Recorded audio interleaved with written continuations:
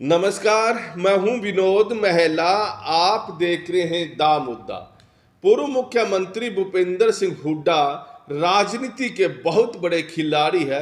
किस समय कौन सा दाव खेलना है उनसे अच्छी तरह से कोई दूसरा नेता नहीं जानता है। पूर्व मुख्यमंत्री भूपेंद्र सिंह हुड्डा को अच्छी तरह से मालूम है कांग्रेस में अगर किसी स्टेट में मुख्यमंत्री बनना है तो दो फार्मूले होते हैं। 10 जनपद की अलमारी में दोनों फार्मूले रखे हुए हैं। इनमें से एक फार्मूले का इस्तेमाल पूर्व मुख्यमंत्री भूपेंद्र सिंह हुड्डा 2005 में कर चुके हैं, जिस समय वो मुख्यमंत्री बने थे। और अब समय आ गया है, अगर 2024 में मुख्यमंत्री बनना है तो पहले वाले फार्मूले से वो बन नहीं सकते।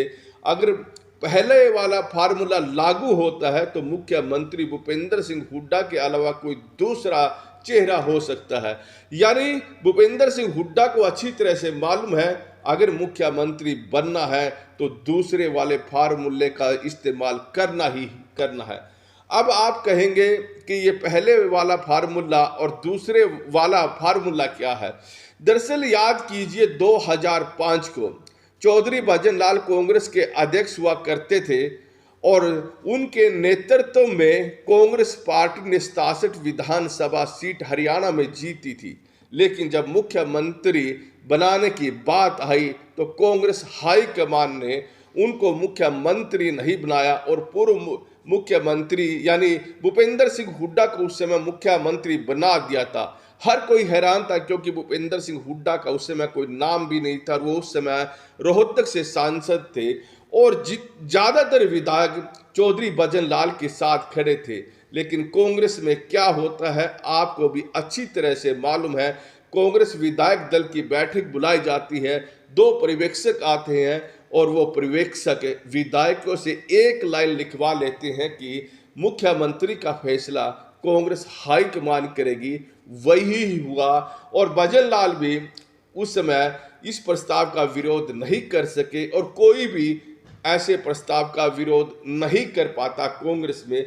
और उस समय उस प्रस्ताव के बाद चौधरी भजनलाल की बजाय मुख्यमंत्री भूपेंद्र सिंह हुड्डा को बना दिया था। अब अगर हम देखें 2005 में केंद्र में कांग्रेस पार्टी की सरकार थी, यानी सोनिया गांधी मजबूत स्थिति में थी। तो देखें दूसरा फार्मूला तो वो होता है तो जो मुख्यमंत्री के दावेदार होते हैं या पूर्व मुख्यमंत्री होते हैं तो कांग्रेस हाईकमान पर जबरदस्ती अपने नाम पर मोहर लगवानी पड़ती है।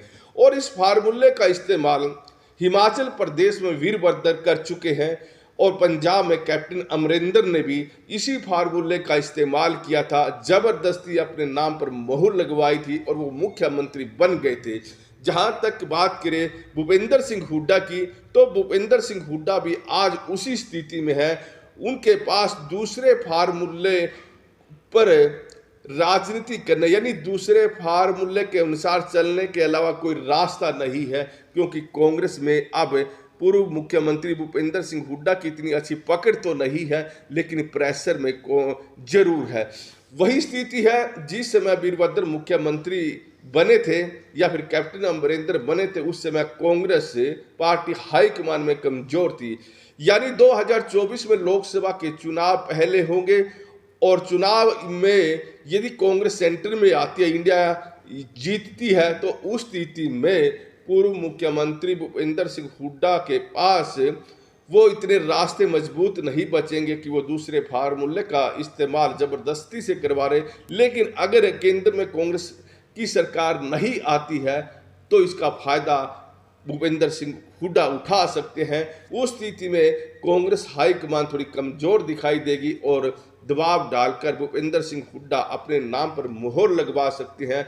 यही कारण है कि भूपेंद्र सिंह हुड्डा प्रेशर की राजनीति पिछले कई सालों से कर रहे हैं।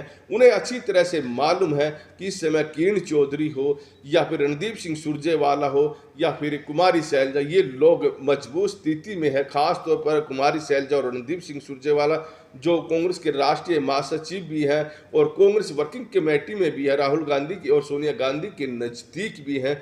ऐसे में इन दोनों नेताओं ने, किरण चौधरी भी इनके साथ हैं, तो इन्होंने भूपेंद्र सिंह हुड्डा के खिलाफ मोर्चा खोला हुआ। लेकिन भूपेंद्र सिंह हुड्डा भी वो खिलाड़ी हैं जो अभी तक इनके जाल में फंसे नहीं हैं, बल्कि समय समय पर वो उंगलीबाजी भी करते रहते हैं। कभी पदाधिकारियों को लिस्ट निकलवा देते हैं, हालांकि उन लिस्टों पर रोक भी लगती रही है। लेकिन अब देखने वाली बात रहेगी, जब जो संगठन की घोषणा होगी, क्या भूपेंद्र सिंह हुड्डा उसमें भारी रहेंगे या फिर ये एसआर के गुट भारी रहेगा।